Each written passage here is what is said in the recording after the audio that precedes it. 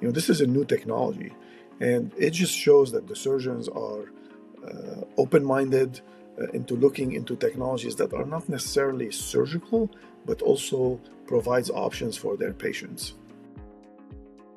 Welcome back, and thank you for joining us today for another Virtual Investor What This Means segment. My name is Janine Thomas. I am CEO of JTCIR, and I will be the moderator. Today, we are featuring Autonomix Medical, and I am very pleased to be joined by Dr. Toufic Kachaamy. He is a visionary clinical leader and the Chief of Medicine at City of Hope in Phoenix. Welcome, Dr. Kachaamy. So happy to have you. Well, thank you very much for having me here. It's a pleasure to talk to you and to get the chance to give my opinion to your audience. Yeah. Oh, wonderful. So for our audience, today we are going to discuss the company's podium presentation at the Society of Surgical Oncology, also known as SSO, the 2026 annual meeting, and going to discuss the new long-term pain mitigation data in pancreatic cancer. And before we get started, I just want to remind our audience that Autonomix Medical is publicly listed on NASDAQ and trades under the ticker AMIX. And during today's discussion, the company will be making forward-looking statements, and I encourage everyone to view the company's latest SEC filings on their website at autonomix.com for the latest information. So, Dr. Kachaamy, we are going to dive right in here. So, how should the audience interpret the selection of this work for a podium presentation at SSO? And what does it suggest about the relevance of these data to the surgical oncology community? Excellent question. The presentation at an important meeting like the SSO, especially getting on the podium, is so important, and it's recognition of the surgical oncologist and the surgical oncology field of the importance of this data. And especially when you have data from a new technology, there are many important factors in recognizing this new technology by allowing it to show its data on the podium.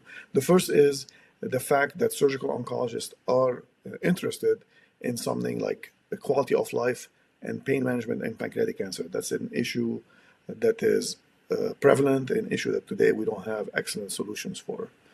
The second is recognition of the technology. This is a new technology, and it just shows that the surgeons are open-minded into looking into technologies that are not necessarily surgical, but also provides options for their patients.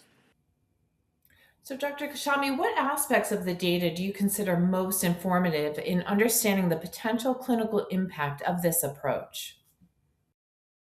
Yeah, so many aspects of the data I think is very important. One, because it's a new technology and we're understanding how that fits into clinical care, recognizing that the femoral access seems to be the way to go in this new procedure.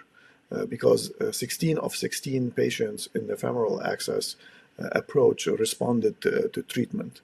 What also makes this data very interesting is how effective it seems to be in controlling pain.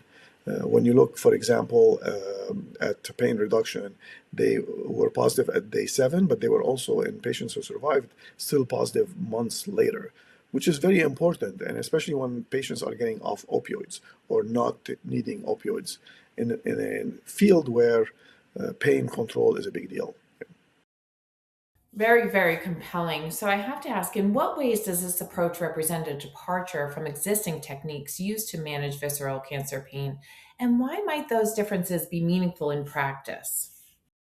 Yeah, so one is this is a completely new approach to pain management, and being newly tested and showing how effective it is. Often we're looking at these pilot studies to look at signal, and often we see small signal, but when we see a large signal like this, it makes it very interesting for procedures.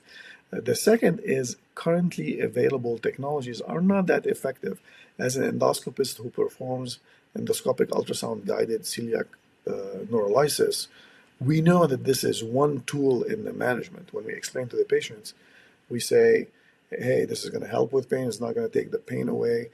This new technology seems from the spider study to be potentially allowing patients to not need pain medications, which is a big breakthrough in this field.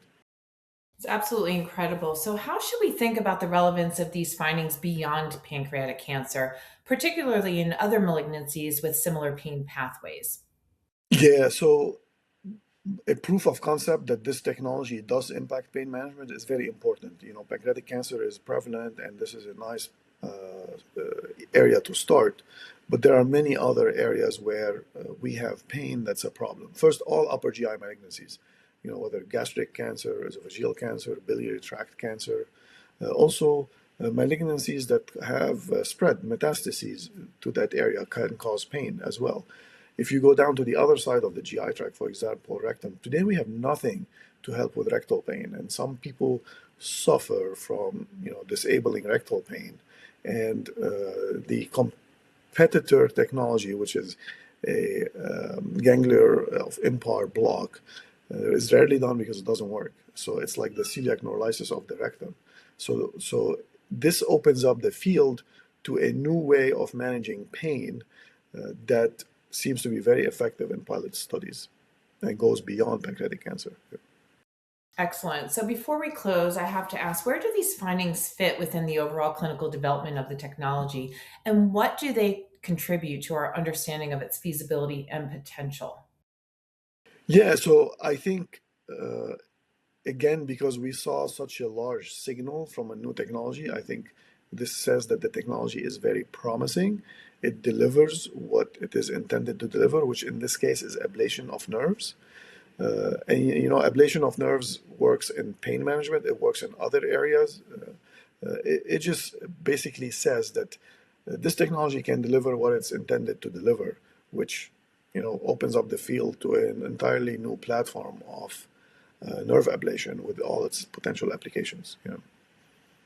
Well, I appreciate that. Absolutely exciting. And with that, this concludes our What This Means segment featuring Autonomix Medical. And I'd like to thank Dr. Kachaamy for joining us today. I'd also like to thank our audience for your time and attention. As a reminder, Autonomix trades on NASDAQ under the ticker AMIX. And if you like what you saw today, I encourage you to visit autonomix.com for more information on the company and to sign up to follow the company to receive their alerts, as well as follow their social channels on X, Facebook, LinkedIn, and Instagram to stay current on the latest information. Dr. Kachaamy, thank you again. Really appreciate you being here. To our audience, thank you, and wishing everyone a great rest of your day.